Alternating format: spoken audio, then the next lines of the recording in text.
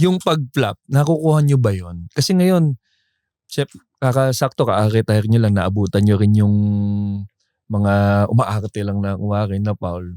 Talagang pinag-aaralan nyo din ba para malaman nyo kung ano yung umaarte lang sa totoo? Oo.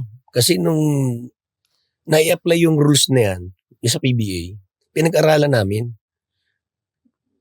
Nakita nyo naman yung exaggerated, yung wala naman tama, nag-iiktad eh. Parang kinukuha lang yung attention ng referee para makapito. Kaya pinag-aralan namin. So nakuha na namin paunti-unti hanggang sa ngayon medyo hindi naman perfect, almost perfect na. Yun lang. Alam nyo na. Alam na namin yung galaw. Nagpa-flop lang. Sino ba yung madalas niyan na umaarte na parang nasasaktan? Yung mga, hindi ko alam kung mga artista eh.